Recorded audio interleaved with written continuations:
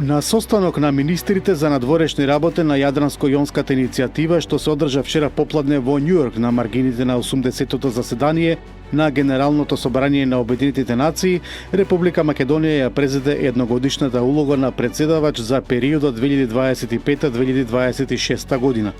Тимчо Муцунски, министар за надворешни работи и надворешна трговија, изјави дека се работи за една значајна регионална иницијатива која што спојува повеќе земји од Европа, меѓу кои и Италија.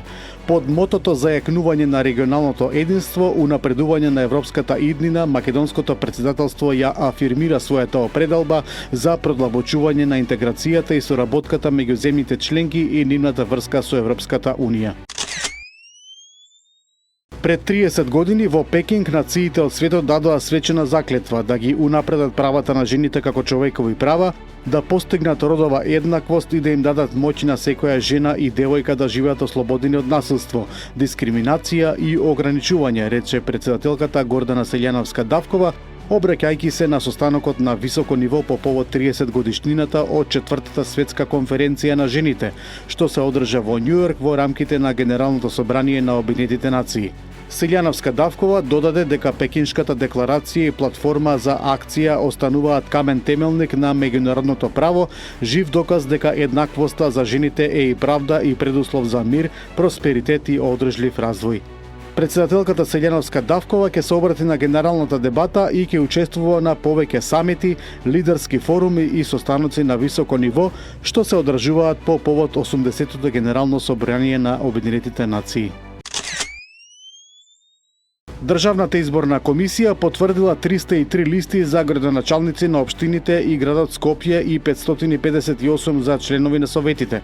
За општините Куманово, Аеродром Карпош и за град Скопје, ДИК информира дека се уште има листи кои се во фаза на отстранување на неправилности по повод доставено известување од општинските изборни комисии. Од доставените листи отфрлени се вкупно 5 листи за градоначалник на општина и тоа по една листа за општините Бутел, Центар, Куманово, Аеродром и град Скопје. По завршувањето на процесот на потврдување на кандидатските листи, следува ждрепката за утврдување на редоследот на единствената листа на кандидати, која ќе се одржи на 25 септември 2025 година, најавува Државната изборна комисија. Ѓубрето му натежна на Скопје, а сега се почесто има најави дека ќе секне и јавниот сообраќај. Немало гориво. На Данела Арсовска очигледно не е јасно дека се уште е градоначалник на Скопје. Дали на овој начин сака да им направи проблем на тие што ќе дојдат на чело на градот по неа? Дали е свесна дека на тој начин всушност прави проблем на граѓаните? Вакви се генерално коментарите на скопјани по последните случувања во скопските јавни претпријатија. До касно синоќа воопшто не се знаеше дали денес во Скопје ќе има автобуси на ЈСП.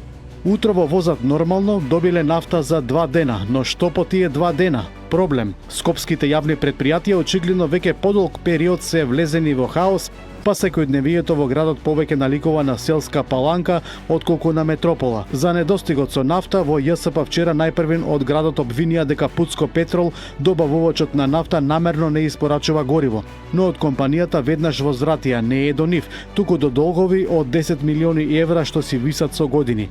И политичките партии не останаа неми. СДСМ и ВМРО-ДПМН вообичаено меѓусебно се обвинија. На скопјани не им треба ниту партиски припукувања, ниту несериозноста на Арсовска. Им треба функционален град, барем до изборите. Со бројни спортски и рекреативни активности од денеска до 30 септември во Македонија ќе биде одбележена Европската недела на спортот. Отварањето на настанот е денеска во 17 часот во Основното училиште Кочо Рацин во Скопје. Првиот дел од програмата ќе биде одбележан со атлетски трки за сите возрасти, велосипедски трки, тимски спортови и игри, забавна програма, фитнес и рекреативни работилници, активности за деца и семејства. Следниот настан ќе се одржи во петок на Средноводно и ќе опфати надпревари во баскет 3x3 и фудбал 3x3 и рекреативно искачување до врвот на Водно. Европската недела на спортот ЕВОС е иницијатива на Европската комисија со цел да ја поттикне физичката активност, рекреацијата и здравиот начин на живот кај граѓаните од сите возрасти. Околу 2500 деца на возраст од 3 до 9 години од повеќе од 20 градинки и училишта во државава беа опфатени со проектот Нашата мала библиотека, што се реализираше во учебната 2024-2025 година. Проектот, кој во Македонија беше реализиран од издавачката куќа Прозарт Медија во партнерство со 5 европски издавачи, има за цел да се развива љубовта кон книгата од мали нозе на начин што е соодветен за новите генерации.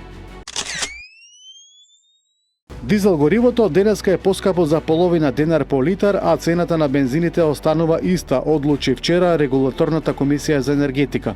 Новата малопродажна цена на Евродизел БС ќе биде 69,5 денари за литар. Со одлуката на комисијата за 0,207 денари за килограм се зголемува и малопродажната цена на мазутот М1 НС и ќе изнесува 36,947 денари. Од рака е посточува дека референтните цени на нафтените деривати на светскиот пазар во споредба со претходната пресметка бележат намалување кај бензините, додека кај другите деривати има зголемување. Епидемијата на африканската свинска чума ја зафати Хрватска, пошто земјата се соочува со најтешкиот удар врз домашното свињарство досега. Во источниот дел од земјата, каде што се произведува речиси 40% од целото свинско месо, првпат беше потврдено ширење на инфекцијата во големи објекти со илјадници свињи.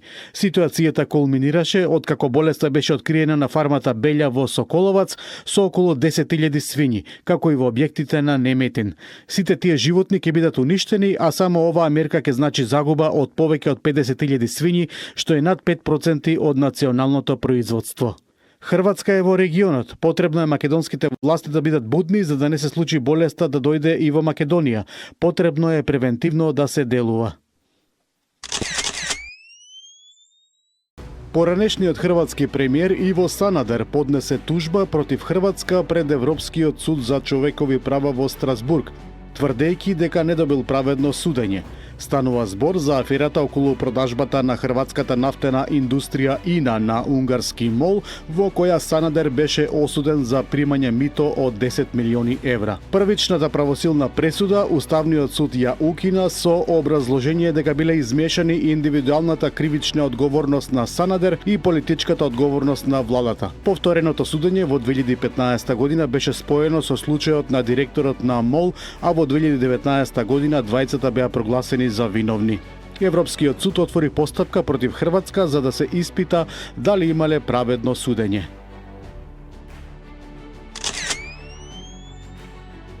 Со повеќе беспилотни летала синоќа беше нападната Москва. Системот за противвоздушна одбрана, како што пренесоа агенциите, ги одбил нападите, при што се соборени десетици беспилотни летала. Жителите на Московската област слушнале експлозии на периферијата на градот, но според првичните информации нема повредени и нема поголема материјална штета. Поради нападот, повеќе од 35 летови на московските аеродроми беа откажани или одложени, а аеродромот Шереметјево привремено е затворен. Летаат дронови и околу аеродромите во Скандинавија. По Копенхаген и аеродромот во Осло некаде по полнок беше затворен, откако беа забележени најмалку 2 дрона во неговата близина, јавија тамошните медиуми. Сите летови беа запрени повеќе од 4 часа, а поради тоа имаше големи доцнења и откажувања. Норвешката полиција за сега нема индиции дека случајот е поврзан со сличниот инцидент на аеродромот во Копенхаген, кој претходно беше затворен, откако се разлетаа беспилотни летала околу него. Данската полиција соопшти дека не е јасно од каде потекнуваат леталата.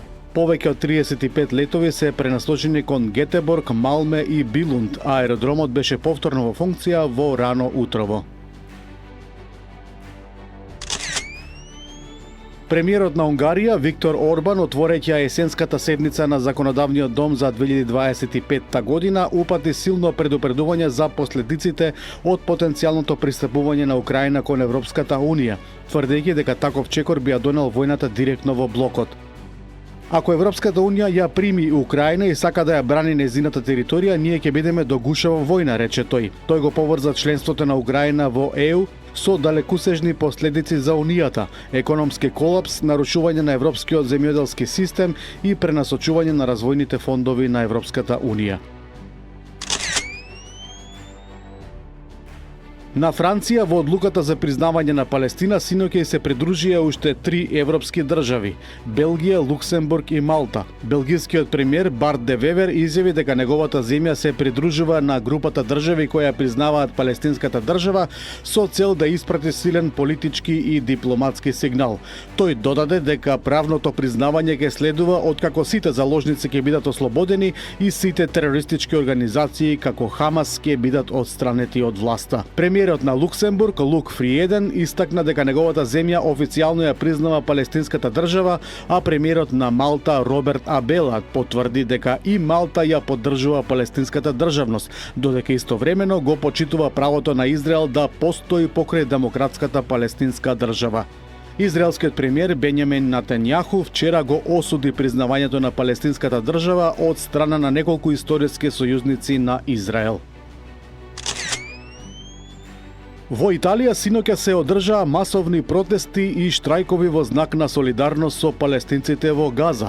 Синдикалните организации и активисти се собраа низ целата земја, блокирајќи пристаништа, железнички станици и автопати, барајќи крај на трговијата со оружје со Израел и признавање на палестинската држава. Работниците на пристаништата во Дженова и Ливорно ја прекинаа работата, блокирајќи пристапни патишта и пристаништа за да спречат испораки на оружје во Израел. Во Рим и Милано демонстрантите ги блокираа главните железнички станици, а во Неапол се судрија со полицијата. Училиштата беа затворени низ цела Италија, а јавниот превоз во големите градови беше ограничен. Француската царинска служба заплени 1,5 тони кокаин, чија пазарна вредност се проценува на 36 милиони евра, јавија тамошните медиуми.